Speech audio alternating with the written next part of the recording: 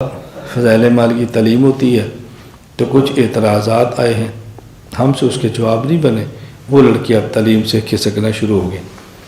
تو ایک ہوتا ہے نہ بیٹھنا عذر کی وجہ سے، ایک ہوتا ہے نہ بیٹھنا مخالفت کی وجہ سے، یہ دونوں میں بہت فرق ہوتا ہے۔ میں آپ سے یہ کہوں یا کوئی بندہ آپ سے کہے کہ ہمیں قرآن پر اعتراض ہے اور اس اعتراض کا جواب آپ کو نہ ملے تو آپ قرآن چھوڑ دیں گے؟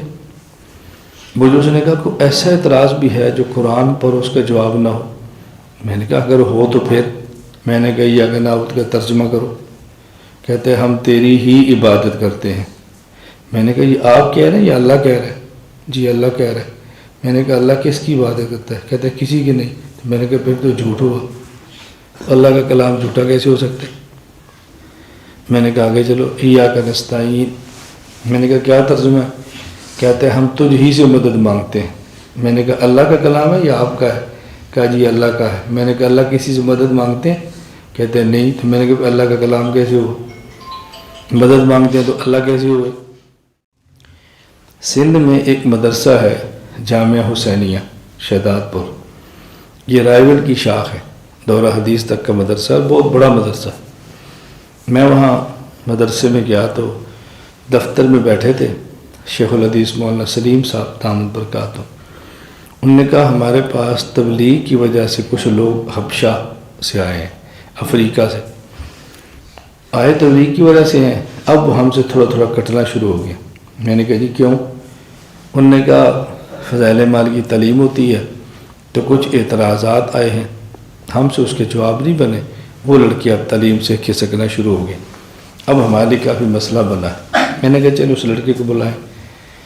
وہ اردو جانتے تھے، وقت لگا ہوا تھا، پڑھتے تھے اردو میں، تو میں نے ان سے بات کی بھئی آج کل سنا آپ فضائل مال کی تعلیم میں نہیں بیٹھتے۔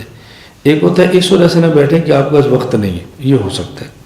اب یہ دیکھو حضرت نے بیان کا اعلان کیا، کتنے لوگ ہیں جو نہیں بیٹھے، وہ اس وجہ سے تو نہیں بیٹھے کہ ہمارے مخالف ہیں، اس وجہ سے نہیں بیٹھے کہ ان کو کام تھے چلے گئے۔ تو ایک ہوتا ہے نہ بیٹھنا عذر کی وجہ سے، ایک ہوتا ہے نہ بیٹھنا مخالفت کی وجہ سے، یہ دونوں میں بہت فرق ہوتا ہے۔ تو میں نے کہا، اس نے کہا بس مجھے کچھ فضائل مال پر اعتراضات تھے، سوالات تھے، میں بہت پوچھتا ہوں تو جواب نہیں دیتے تو میں نے چھوڑ دیا۔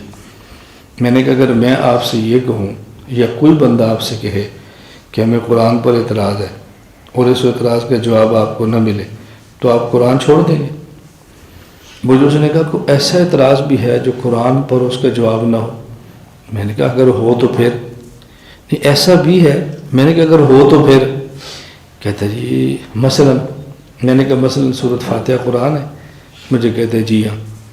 میں نے کہا سورۃ فاتحہ میں ایاک نعبد یہ اللہ کا کلام ہے؟ جی اللہ کا کلام ہے۔ میں نے کہا ایاک نعبد کا ترجمہ کرو۔ کہتے ہیں ہم تیری ہی عبادت کرتے ہیں۔ میں نے کہا یہ آپ کہہ رہے ہیں یا اللہ کہہ رہا ہے؟ جی اللہ کہہ رہا ہے۔ میں نے کہا اللہ کس کی عبادت کرتا ہے؟ کہتے ہیں کسی کی نہیں۔ تو میں نے کہا پھر تو جھوٹ ہوا، اللہ کا کلام جھوٹا کیسے ہو سکتا ہے؟ سوال سمجھ آ گیا؟ ایاک نعبد کا ترجمہ کیا ہے؟ آپ بتاؤ۔ اے اللہ تو کہیں لکھا ہو تو ہم کہتے ہیں نا اے اللہ۔ ایاک نعبد کا کیا ترجمہ ہے؟ ہم تیری ہی عبادت کرتے ہیں۔ یہ کلام ہمارا ہے یا اللہ کا ہے؟ تو اللہ کسی کی عبادت کرتے ہیں تو پھر اللہ کا کلام کیسے ہوا؟ اگر اللہ کسی کی عبادت کرتے ہیں تو اللہ کیسے ہوئے؟ اور اگر عبادت نہیں کرتے تو اللہ کا کلام کیسے ہوا؟ میں نے کہا بیٹا جواب دو۔ وہ پھنس گیا۔ میں نے کہا آگے چلو، ایاک نستعین۔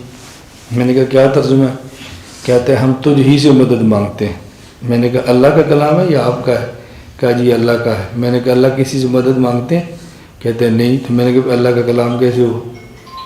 مدد مانگتے ہیں تو اللہ کیسے ہوئے؟ میں نے کہا چلو آگے چلتے ہیں۔ اہدنا الصراط المستقیم کیا ترجمہ ہے اس کا؟ ہمیں یہ کون کہہ رہا ہے؟ اللہ کہہ رہا ہے۔ اللہ کو بھی سیدھا راستہ چاہیے۔ تو میں نے کہا پھر اللہ کا کلام کیسے ہوا؟ وہ پریشان ہو گئے۔ میں نے کہا دیکھو جب سوالات سورۃ الفاتحہ پر ہو تو ہم سے وہ جواب نہیں بنتے، تو فضائل مال تو بہت بات کی بات ہے۔ میں نے کہا اب آپ سورۃ الفاتحہ کو چھوڑ دیں گے؟ مجھے کہتے جی نہیں۔ میں نے کہا جب جواب نہیں آتا تو آپ کیوں نہیں چھوڑتے؟ اس وجہ سے کہ آپ کو قرآن سے عقیدت ہے، جواب نہیں بھی آئے گا لیکن آپ نے چھوڑنا نہیں ہے۔ اور فضائل مال پر اعتراض ہوا، جواب نہیں آیا تو آپ نے چھوڑ دیا. اب جس طرح اس کے جواب نہیں آتا آپ نہیں چھوڑتے تو جواب تلاش کرو نا. دنیا میں جب تک قرآن ہے قرآن پر ہونے والے اعتراضات کے جواب دینے والے بندے بھی دنیا میں رہیں گے انشاءاللہ. بس ہماری ان تک رسائی نہیں ہوتی. رسائی کیوں نہیں کہ ہم اس کو تلاش نہیں کرتے, محنت نہیں کرتے, ورنہ بندے تو مل جاتے ہیں. میں نے کہا پہلے اس کا جواب سن لیں تاکہ آپ کا ذہن بن جائے کہ قرآن کریم پر اعتراض یہ بہت چھوٹا سا ہے, کوئی بڑا اعتراض بھی نہیں ہے. ایک بچہ آپ اسکول داخل کراتے ہیں, ہیڈ ماسٹر آپ کے بیٹے کو سکھاتا ہے کہ بیٹا جب آپ نے کبھی چھٹی لینی ہو نا تو آپ نے یوں درخواست دینی ہے, بخدمت جناب ہیڈ ماسٹر صاحب السلام علیکم ورحمۃ اللہ وبرکاتہ, گزارش ہے کہ میرے چچا جان کی شادی ہے, 3 دن کی چھٹی دیں. یہ کس نے لکھا ہے؟ ہیڈ ماسٹر لکھ رہا ہے نا. تو ہیڈ ماسٹر کے چچا کی شادی ہے, لکھ تو ہیڈ ماسٹر ہے, تو چچا کی شادی تو ہے نہیں. میں نے کہا اب دیکھو کوئی بندہ ہیڈ ماسٹر سے پوچھے جی آپ کے چچا کی شادی ہے, نہیں. آپ کا نام عبد الرحمان ہے, نہیں.